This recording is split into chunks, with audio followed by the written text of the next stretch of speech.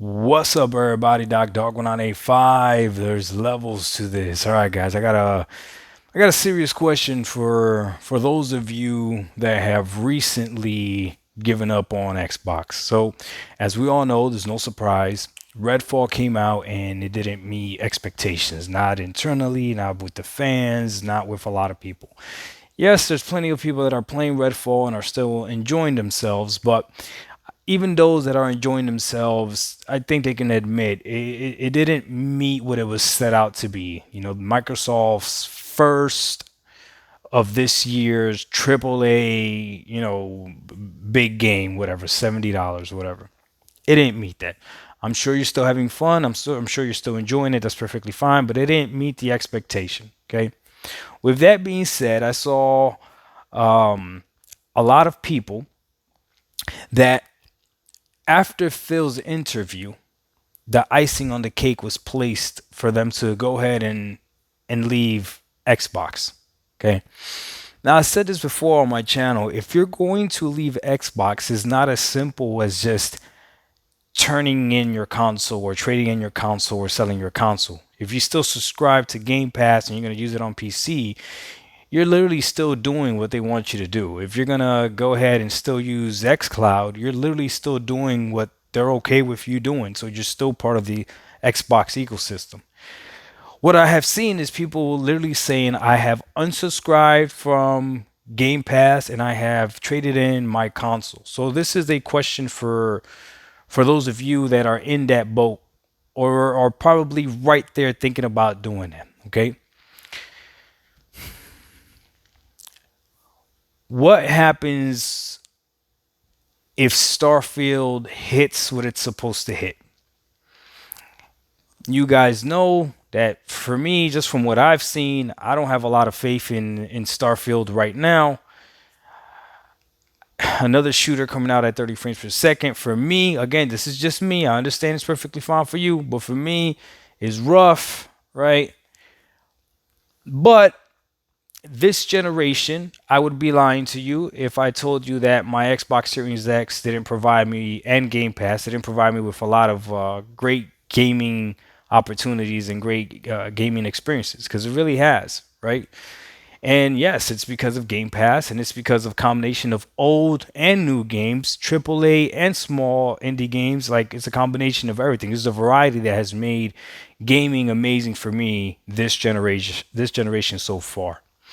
I'm not completely satisfied with the console. Obviously, I've spoken about how I'm upset that I got the Series X and I'm not seeing the power of the X. And Redfall maybe could have been that, right? Because it was a first party game made by a first party studio and they could have optimized it completely for it. But I mean, they didn't, right? The game design, for whatever reason. But for those of you that have left Xbox and you've unsubscribed from Game Pass Ultimate, if Starfield comes out and let's say hypothetically speaking it is an 11 out of 10, I'm just curious, how do you come back? Do you come back by purchasing a console again?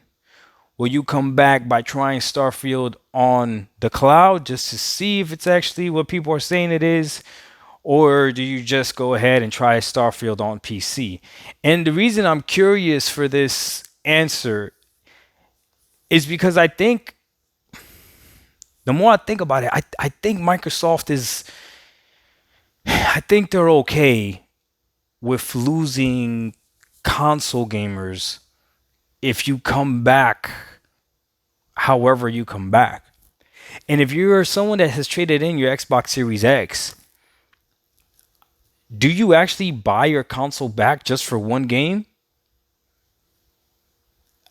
I don't think you do. I don't know how you do that. What about two games? Three games? A lot of you that have given up on Xbox has been because you are console gamers.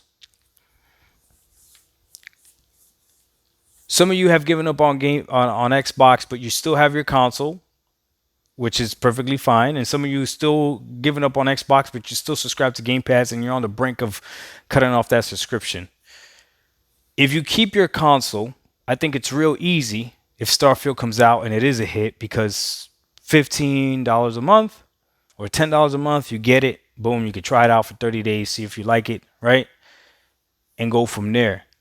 If you already have a powerful PC though, and you got rid of your Xbox Series X,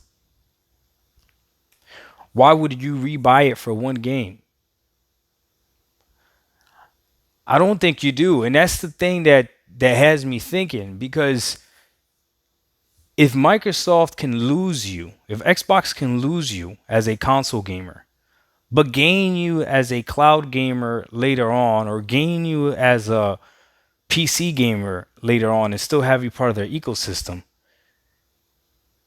then dog, the console gamers are really going to be screwed. We're going to be, we're really going to be second fiddle. We're going to be third fiddle by that point. Because why would they worry about us? They know that eventually we could leave as well. And when they drop something great, we'll figure out a way to play it on the many places that they want us to play. So I don't know, man. This video, for me, I was just thinking about this and I was like, I don't fully know how to bring what I'm thinking about in my head completely together. So I hope I'm articulating it correctly. I understand and I respect your reason to leave. I really do. Because if you're not satisfied and nobody can tell you anything, you got to go ahead and leave, right? But I'm not so sure that that doesn't still play into the hands of Xbox. You might be proving their point. If Starfield comes out and it is an 11 out of 10 and people have left and have unsubscribed from Game Pass, and remember last year, a whole bunch of other people unsubscribed from Game Pass as well because there was no first party game. So this has been continuous. Well, people have been saying it. Who knows who's actually unsubscribed, right? But if Microsoft is looking at this trend of people getting off of Game Pass or trading in their console, and then they drop a game and people start coming back, and the way they're coming back is not the console, why would they support the console? Oh man, I don't know, man. This is looking crazy. As of right now, we're still holding the line, and we're going to hold the line strong. Somebody asked me, what does that mean, hold the line? The line has been drawn, all this other stuff. Listen, Linda. Listen. You have been hurt by Xbox. I understand. You were an Xbox fan since the 360 days. You've been hurt and disappointed by Xbox enough times where you said enough is enough. I'm breaking this off. I'm done with it. You have been hurt and lied by Phil enough times so you said I'm done with it. Okay? I still have grace for Xbox. I still have grace for Phil. I'm not at that point yet because, and I admit it openly, I have no shame. I really only started messing with Xbox this generation.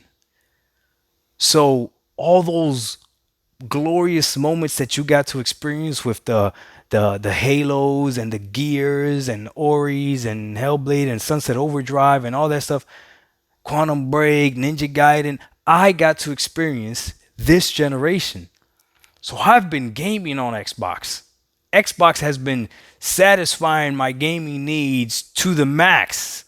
I have been playing a variety of different games. Like, I am enjoying gaming probably more than I've enjoyed it in a long time. And it is because of the Xbox Series X, because I can play older generations. So yes, I do realize that. You're tired of it. You are. I'm not yet. Let me hold the line. I'm going to hold the line for now. Don't get it twisted though.